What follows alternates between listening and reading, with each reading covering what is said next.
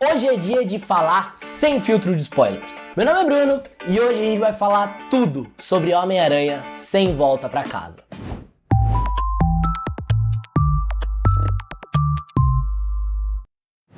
Como vocês podem observar, estou com a minha voz perfeita e impecável como sempre, não é mesmo? E sim, isso continua sendo culpa de Homem-Aranha Sem Volta Pra Casa. Só pra deixar mais claro do que já tá, esse vídeo contém spoilers do filme. Todos os spoilers possíveis e imagináveis. Então assim, não vamos segurar, é um vídeo que eu faço uma vez na vida, outra na morte. Então assim, prossiga por sua conta e risco. Vamos começar do começo. O filme começa logo após a cena pós-créditos de Longe de Casa, onde o maravilhoso JJJ está bradando aos quatro cantos que Peter Parker é o Homem-Aranha. Oh meu Deus! O mundo não deixa o jovem em paz, e dado o jeito que as notícias foram divulgadas, parece que Peter Parker é um monstro que assassinou a sangue frio o pobre Mistério. E aí começa toda aquela enxurrada de acusações, ameaça de prisão e etc. E então vemos a primeira maravilha deste filme, Charlie Cox reprisando seu papel como advogado Matt Murdock e salvando o nosso maravilhoso Peter Parker da prisão. É uma aparição bem curta, porém muito impactante e também dá aquele quentinho no coração sobre esperanças do comeback da série do Demolidor. O grande B.O. do filme é que o Peter tá naquele momento de tentar entrar numa faculdade. E por conta de todo esse caos envolvendo a identidade secreta dele, não só ele, mas nenhum dos amigos dele consegue passar em nenhuma faculdade, em especial o MIT, que é a faculdade que todo mundo tava querendo entrar. E aí, de um jeito bem sutil, ele lembra do Dr. Stephen Strange, e resolve dar um salve lá, pedir uma ajuda bem sutil, bem humilde, bem camarada, para que o doutor volte no tempo e faça com que ninguém lembre que ele é o Homem-Aranha. E aí começam alguns problemas que eu já tinha comentado na análise do trailer que a gente fez. Inclusive, se você já assistiu o filme, é legal dar uma passada e ver essa análise do trailer para ver se eu sou bom no palpite ou não. Se você estiver curioso, vai estar o link na descrição do vídeo e também vai ter um card aparecendo aqui em algum lugar. O Strange fala que não dá pra voltar no tempo, principalmente porque ele não tem mais a Joia do Tempo.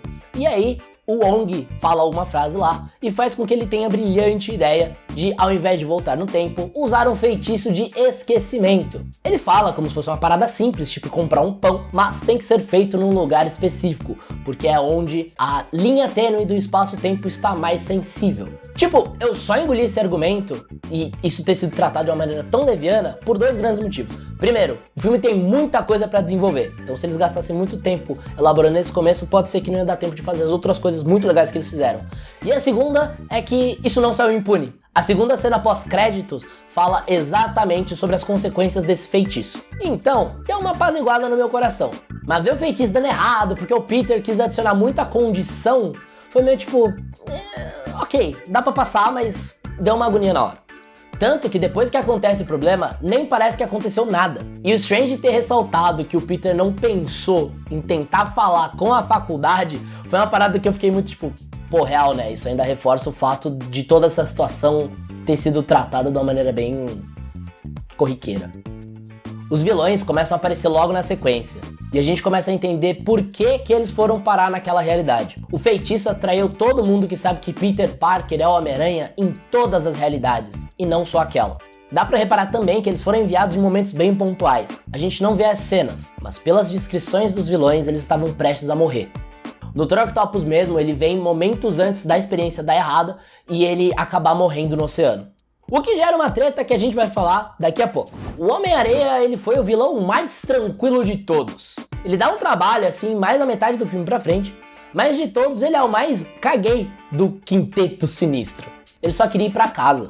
Tanto que no começo ele ajudou o Peter a capturar o Electro, antes dele entender tudo o que estava acontecendo. A única coisa triste, porém justificável, é o fato dele ter ficado 99% do tempo em CGI. O Lagarto, ele já apareceu capturado pelo Strange. Até porque, né, tempo de tela. E também foi um daqueles que ficou 99% do tempo em CGI. Tanto o Lagarto quanto o Homem-Aranha, eles tiveram muito mais um papel de dar volume para a quantidade de vilões do que de fato serem ameaçadores ou serem os tomadores de iniciativa. O Electro teve uma mudança de visual muito merecida. E ele era um dos poucos vilões que realmente queria ficar nessa realidade. Aquele papo clássico de vilão. Nossa, um mundo novo pra conquistar, energia que é diferente, bibibi, bobobó. Esse foi um daqueles personagens que tiveram aquelas ligeiras alterações em termos de linha do tempo. Nos filmes do Andrew Garfield, o Max ele era basicamente um Zé Ninguém. Além de ter todo timidozinho na dele e tal, ele era meio calvo assim, então deu uma bela de uma atualizada no visual e também ficou com um aspecto muito mais imponente. O primeiro vilão que o Peter encontra é o Dr. Octopus. Cara, ele continua incrível. A atuação do Alfred Molina é sensacional e eu tinha esquecido que rolavam aqueles diálogos com os tentáculos. O Peter consegue impedir ele com uma parada muito simples que eu nunca tinha parado pra pensar, que é a questão da tecnologia de fato. Se você pegar o que era o ápice da tecnologia no filme do Alfred Molina versus o que é a tecnologia no filme do Tom Holland. O Octopus, ele tenta absorver um pouco da nanotecnologia do Peter e faz com que ele consiga meio que parear por Bluetooth os tentáculos do Octopus. E ele começa a controlar e, cara, isso é muito demais. Muito demais, eu pirei, assim, tipo.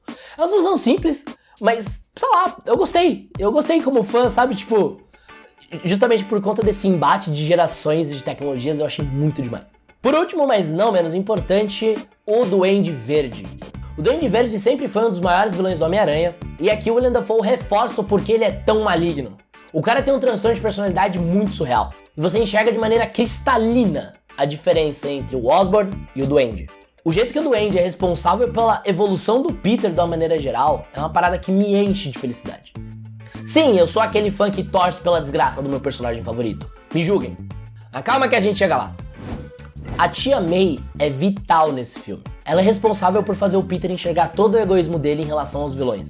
Basicamente, o Strange quer levar todo mundo de volta para suas realidades e finalizar o feitiço, porém, isso vai fazer com que vários deles acabem morrendo no meio do processo. Sabendo disso, a Tia May dá um baita de um choque de realidade no Peter e faz com que ele comece a pensar em curar os vilões ao invés de simplesmente mandá-los pra morte certa. E o legal desse papo é que isso tudo acontece porque o Duende Verde foi pedir ajuda no Centro Festa, que é onde a Tia May trabalha. E uma referência interessante disso, o Centro Festa é onde a Tia May trabalha nos quadrinhos e no jogo de Play 4 do Homem-Aranha. Achei muito bacana a sutileza com a qual eles colocaram isso no meio do filme. E durante esse papo, o Osborn é muito... Cara, ele tá muito transtornado.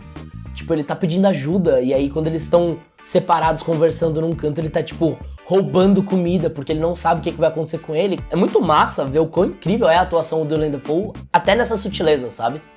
Depois da conversa com a Tia May, Peter resolve ajudar os vilões e curá-los. Porém, tem um pequeno probleminha chamado Dr. Stephen Strange. Afinal de contas, a cada segundo que eles estão fora da realidade deles, o multiverso como um todo fica cada vez mais instável. E o bonito do Peter tá, não, peraí, aguenta aí uns dias aí que eu quero consertar eles, aí a gente devolve. E justamente por conta dessa divergência em como ambos querem lidar com a situação dos vilões, eles brigam. E é um motivo realmente válido, eu tinha comentado na análise que tipo, precisava ter alguma coisa sólida o suficiente pra justificar os dois brigarem entre si, visto que os dois são heróis. E é uma justificativa perfeitamente válida, porque assim, o Peter tá todo numa vibe acreditando em segundas chances, vamos fazer com que eles sejam pessoas melhores, bib de bob de bu, enquanto o Strange tá só, beleza, eu fiz merda, eu quero só terminar de resolver minha merda, porque senão isso aqui vai ficar uma parada muito surreal de bizarra. E ainda bem que eles brigaram, especialmente pelo que acontece depois. A luta deles foi uma parada muito bonita. Não só antes dela começar de fato, por todo o lance da projeção astral e as brincadeiras que eles fizeram com os reflexos aranha, mas a dimensão espelhada em si é muito linda, é um show assim de efeitos visuais. E uma coisa que eu gostei muito dessa luta é como o Peter usou ciência pra resolver os problemas que não pareciam ter solução com ciência. É uma parada que eu sinto falta às vezes no Homem-Aranha do MCU. O resultado dessa luta faz com que o Strange fique preso nessa dimensão espelhada e o Peter volte pro plano normal com o cubo que teoricamente é o principal meio de finalizar o feitiço, garantindo que se os vilões não cooperassem, ele apertava o botão e aí a casa caía pra todo mundo. Quando eu vi o Peter lutando com o Strange pra defender vilão, eu fiquei bem dividido. Eu gosto da ideia de segundas chances, vamos tentar ajudar eles a serem pessoas melhores e tudo mais. Porém, vem aquela vozinha no fundo, vai dar merda, vai! Mas tudo bem, faz parte do jogo. Até porque os vilões foram capturados de uma maneira muito rápida, então algo a mais precisava acontecer. Quando Peter solta os vilões e começa a usar todo o conhecimento dele pra curá-los, é gritante o quão brilhante ele é e como esse potencial todo não estava sendo bem aproveitado nos filmes anteriores. Nesse momento dele ajudando os vilões, eu gosto de destacar dois grandes momentos, o Otto e o Duende. O primeiro a ser curado é o Octopus, com um implante adicional que faz com que ele volte a ter controle absoluto sobre os tentáculos. A mudança no jeito dele, na fala, nas expressões, tudo é simplesmente incrível. Quando ele fala, nem lembrava como isso era silencioso. Dá uma vontade de dar um abraço no Alfred Molina, parceiro, não tá escrito. E o outro momento é quando o Duende revela suas reais intenções. Aqui é quando as coisas saem do controle, a maior parte dos vilões acaba fugindo e a luta começa. Enquanto praticamente todos os outros vilões fugiram, Peter e o Duende estão num dos embates mais espetaculares que eu já vi na telona. O Duende sempre foi muito forte, e aqui o Willem Dafoe faz questão de mostrar o quão brutal ele pode ser. A luta toma diversos andares, e uma chuva de socos e pontapés, repleto de movimentos incríveis do Aranha, inclusive.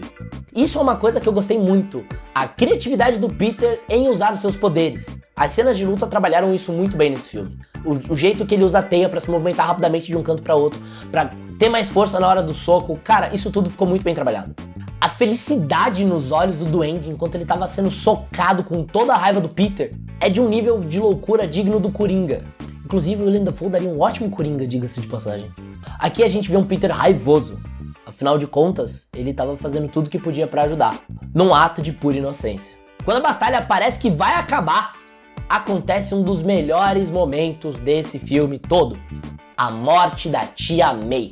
Sim, eu avisei, eu torço pra desgraça dos meus personagens favoritos. Além da morte dela, tem algo bem específico nessa cena que eu fiquei apaixonado.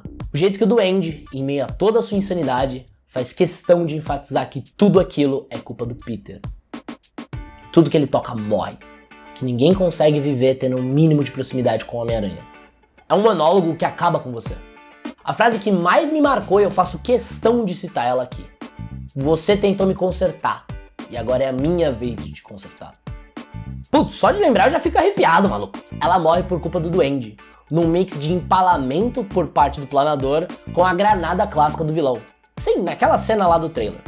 Eu fiquei feliz nessa cena porque era algo que a gente precisava ver em tela. Sei que a gente já teve N mil mortes do Tio Ben, mas a gente nunca teve da Tia May, exceto no jogo do Play 4. Simbolicamente, tem o mesmo peso, mas na real, pesa muito mais. A gente tá falando de uma personagem que conviveu com o Peter sendo Aranha por vários filmes. Ela que motivou tudo isso a acontecer. Momentos antes da sua morte, a Tia May é responsável por proferir a célebre frase que eu esperei anos pra ver no filme do Homem-Aranha, do Tom Holland. Com grandes poderes, vem grandes responsabilidades. Essa é uma das cenas mais tocantes do filme. Aqui é o rito de passagem do nosso herói. É aqui que a gente vê toda a esperança do Peter se transformar em ódio, raiva, ira na sua forma mais pura, a dor de perder quem você ama. Todos os aranhas anteriores tiveram esse momento também, mas ele sempre foi muito rápido. Aqui, pelo fato de ser algo que vai ser explorado até o fim do filme, tem um gostinho diferente. Um sentimento nunca antes visto nessa versão do Aranha. É aqui que temos um vislumbre do Aranha, que poderia ser o maior dos vilões se resolvesse se entregar pro lado negro da força. E pra piorar, depois disso tudo, a polícia entra e começa a atirar no Peter como se ele fosse o responsável por tudo aquilo, não permitindo com que ele tivesse nem condições de se despedir da sua amada tia. Sim, é aqui que a gente vai falar daquele momento que eu estava esperando, você estava esperando, todo mundo estava esperando. Os outros aranhas. A aparição deles é muito equilibrada em termos de tempo de tela. Não tem protagonismo entre os dois. E sim é um sentimento bem gostoso de caramba, tem alguém que me entende. Todos os momentos com os três Homens-Aranha são repletos de emoção e, nossa, muita referência. Além de alguns detalhes interessantes relacionados ao futuro dos personagens que a gente não teve a chance de ver numa sequência dos filmes.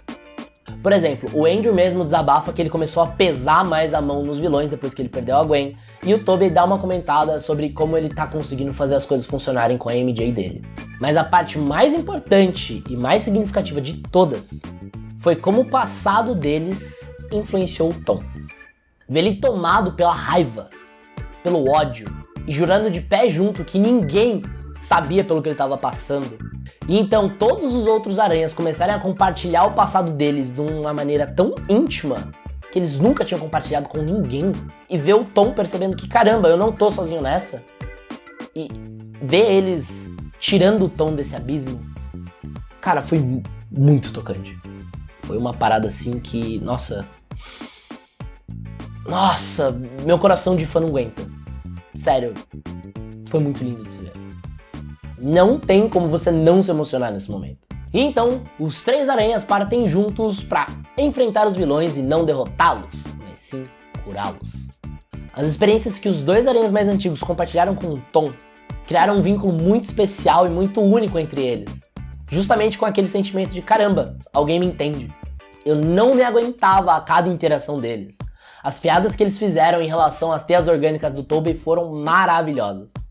Por falar em Tobey, ele atua como mentor para os outros aranhas. Sempre com um aspecto mais calmo e experiente de fato.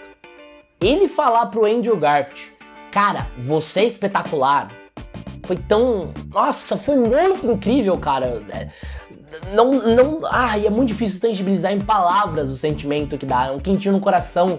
É como se o Tobey tivesse dado uma bênção pro Andrew Garfield. Claro, isso é lindo, lindo, lindo, lindo, lindo, lindo, lindo, lindo, lindo, lindo, lindo, lindo. Isso sem contar o que acontece na batalha final. Mas calma que a gente já chega lá. E o reencontro do Tobey com o Octopus, aquela referência do tô tentando ser melhor. Cara, ai, nossa, esse filme é um abraço assim no fã, sabe? Foi muito bonito de se ver, muito, sabe? Peguei a referência. Nossa, foi muito lindo de se ver. E o Andrew? O Andrew. Nem parecia estar atuando. De verdade. Dava pra sentir o brilho no olhar dele a cada segundo. A felicidade de uma segunda chance de um jeito tão épico como esse era algo que ele, sem sombra de dúvidas, ficou encantado em poder participar. Uma outra coisa bem interessante em relação ao Andrew Garfield no filme é como as falas dele, ele claramente é o mais emocionado, de tipo... eu amo vocês, e todo mundo... Valeu. É nóis. E ele todo... Caramba, tem mais! E nossa, que demais! Tipo, ele todo alegre desse jeito é uma parada que eu achei muito, muito legal e parecia muito Andrew.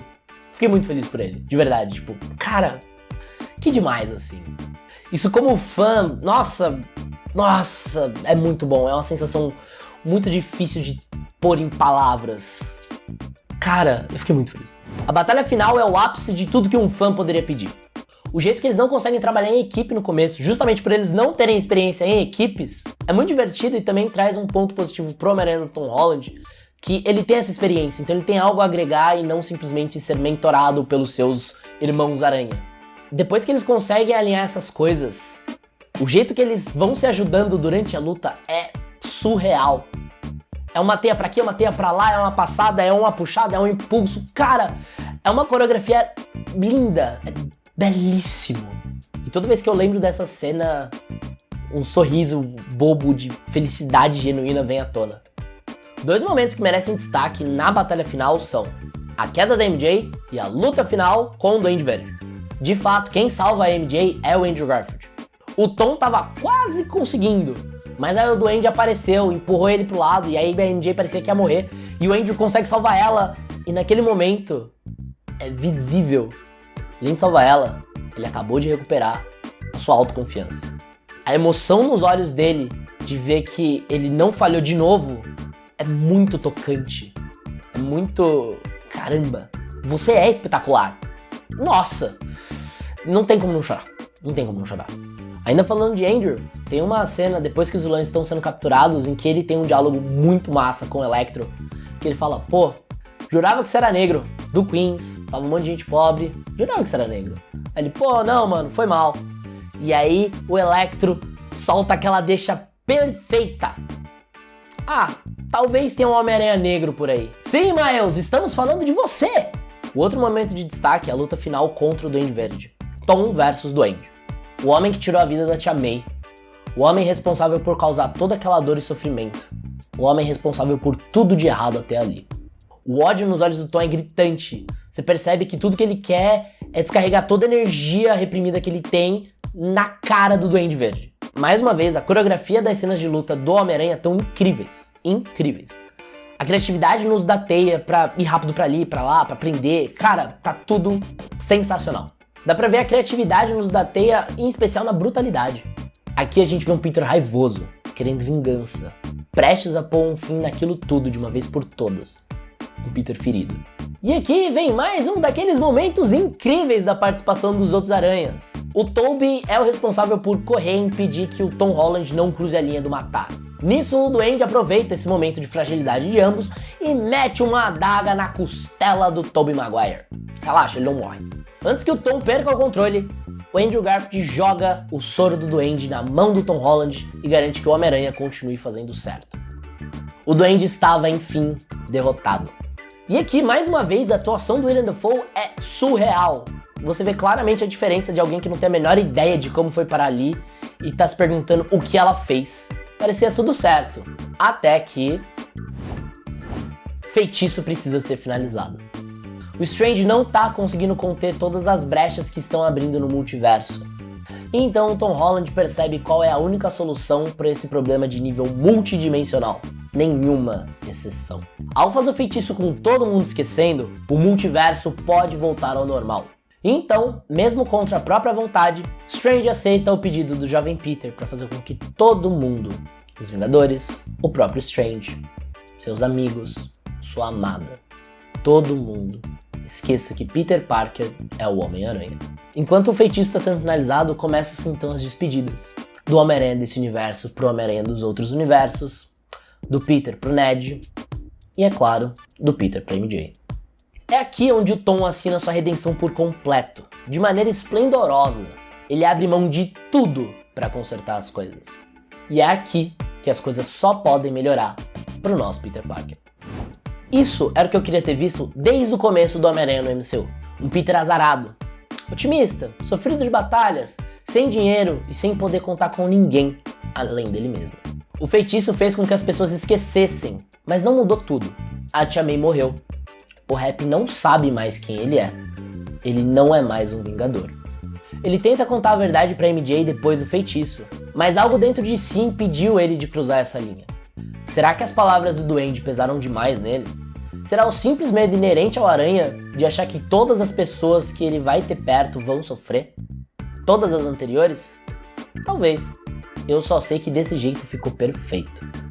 A cena final mostra ele se mudando para um apartamento pequeno, cujo responsável pelo aluguel é ele, num ambiente que lembra bastante o universo do Homem-Aranha do Play 4. Peter construiu um traje novo, 100% seu. Afinal de contas, ele não tem tecnologia Stark, não tem amigos, poderosos ou não. Ele tem apenas o traje e uma cidade a proteger. Primeira cena pós-créditos tem alguns furos. Até onde eu lembro, com base no que a gente viu até agora, Peter Parker não conhece o Venom, ou o simbionte, enfim. Ele não conhece, não teve contato com isso ainda. Apesar da cena pós-créditos de Venom 2 ter dado a entender que o simbionte teve algum contato, lembra do Peter de alguma maneira. Até aí beleza, vamos acreditar que eles vão explicar isso depois de alguma maneira. Fiquei ligeiramente incomodado, mas feliz porque teremos Venom no MCU, porém, contudo, entretanto, todavia, pra mim não faz muito sentido, na hora que o Ed tá sendo enviado de volta pra dimensão dele, um pedaço da gosma ficar, porque a gente tá falando de um ser vivo. Você tá falando que do nada, sei lá, um feitiço vai fazer, pegar um exemplo idiota aqui, o Flash ser transportado pra realidade dele, só que sem uma perna. Não. Então eu achei meio... ok, vamos deixar passar, porque a gente quer o Venom no MCU, mas, ficou meio... A segunda cena pós-créditos, ela serviu pra aliviar toda a agonia que eu senti em relação ao quão simples foi tratado um problema de níveis multidimensionais. O Strange vai sofrer as consequências das ações dele nesse filme.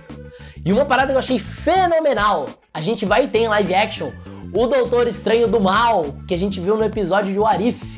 E além disso, é óbvio, a gente vai ter a Dona Wanda tocando terror junto com o Doutor Estranho em Multiverso da Loucura. Eu não poderia esperar um filme melhor. Eu acompanho esse pirralho pobre nas telas e nas HQs há sei lá eu quantos anos. E a cada adaptação, a cada erro e acerto entre um reboot e outro, eu imaginava várias coisas. Mas nunca algo no nível do que eu tive o prazer de assistir no cinema. Ver a principal mensagem do Aranha sendo passada pra frente de um jeito tão cuidadoso é tudo que eu, como fã, poderia pedir. É um filme que você vai chorar, se emocionar e, acima de tudo, se orgulhar de toda a história do Homem-Aranha estar sendo revisitada de uma maneira tão incrível, mas ao mesmo tempo sutil. É uma nova era pro Homem-Aranha no MCU. É uma era de um Peter sem regalias, sem padrinhos, sem apoio. É uma era de sentir na pele a bênção e a maldição que é ter grandes poderes, pois com eles vem grandes responsabilidades. Depois desse vídeo incrível e eu quase chorar enquanto eu gravo, eu espero que você tenha curtido. Se você chegou até aqui, não esquece de se inscrever no canal para ficar por dentro de mais vídeos incríveis como esse e também acompanhar várias novidades do Mundo Geek como um todo. Além disso, se você quiser ficar por dentro disso tudo em primeira mão, não deixa de seguir a gente lá no Instagram, @marcapaginaoficial. Tenho certeza que você vai curtir bastante tudo que a gente tem preparado pra você. Te espero no próximo vídeo e até lá. Valeu, falou, fui!